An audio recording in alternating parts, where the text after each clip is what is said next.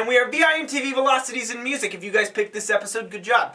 Now, we're going to do Cold War Kids, Mine Is Yours. This is a brand new release from Cold War Kids. This is their third album. It's 2011 now. We're excited to hear new stuff from all these bands that are now onto their third albums. I feel like these bands just came out. I remember just hearing about the Cold War Kids a couple years ago, and this is their third album.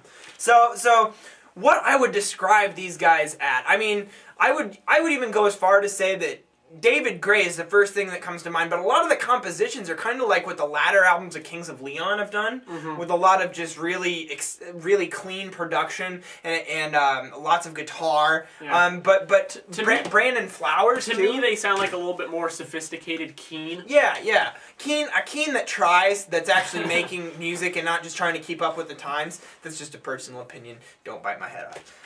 Now, this album, there's one thing that Tom and I, we've talked about, before in other episodes. Tom and I have been talking about this album off camera. The biggest problem with this album is that there's just some clear filler tracks, folks. There's just some clear filler tracks. I'll name them for you. Louder Than Ever, Finally Begin, and Broken Open, I think, are the weakest tracks on this album, especially Louder Than Ever. I just feel like these guys know how to write songs. They do. They put some stuff together. It's always a little awkward sounding, and I think that I'm going to blame the lyrics, but I'll get to that in a second. But there's a lot of really good guitar work in the vocals. If you like vocals, first of all, stop. If you music listeners out there dig vocals, if vocals are your thing, and you like to sing in the shower, or to your friends, or to your mom, whatevs, this is the album you should check out. The vocalist is very good. The vocalist is fantastic, and it's a voice that you really just have to respect. Now, the production that they put on those vocals and on the guitars and on everything, it's almost like you're in this theater, kind of like Josh Ritter. What I described that. It's just a very clean, austere sound for it, but it doesn't change the fact that when some of the tracks are bad, it hurts the album. Tom, what'd you think?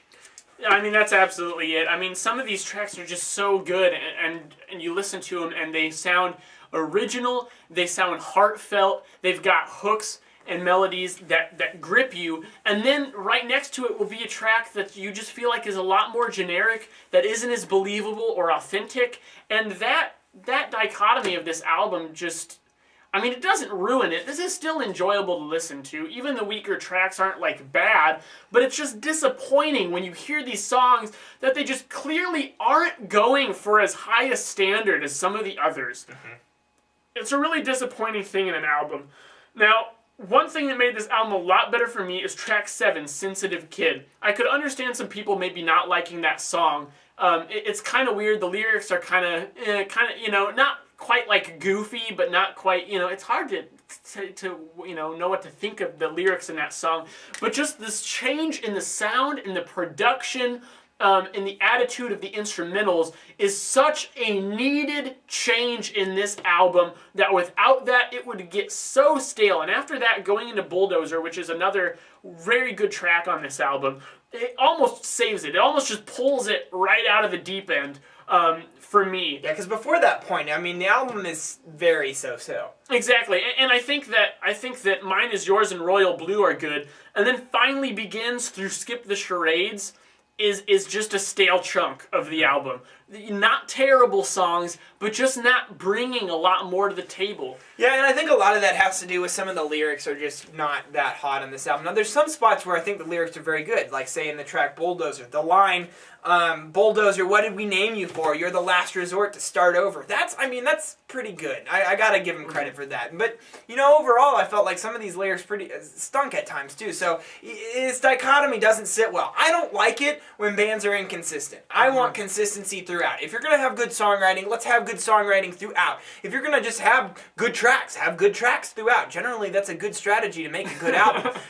That's just me, though. Now, I think that they did a good job of albumizing this thing. Yeah. I feel like it starts strong. It actually finishes okay. And then they put the good tracks, they space the good tracks off, but it's just the fact that that's what leads me to think that it's not just that there's a couple stinkers on here. It's that they're just blatant filler. Yeah. Is the fact that they albumized it and just albumized the strong tracks around the weak tracks. That says that they didn't take the time to actually make 11 good tracks instead of 7 good tracks. And if you're just listening to this album passively, you might not see what me and Jake are talking about. Right. So you might enjoy it more. Exactly. If it's just like background music, because it is kind of fun. It's got some just cool melodies. But then if you just hone in on it, focus on exactly what's happening in some of these songs, you'll just find that it's not really bringing anything to the album. It's not enhancing it. Yeah, he gets a little carried. They get a little carried away with some structures too that just get kind of stale, doing the whole verse chorus thing. That gets a little bit broken up on Sensitive Kid and Bulldozer, although they don't completely abandon that structure. But it's something that in pop music gets pretty old pretty quick when everybody out there is doing that, including Justin Bieber, our best friend.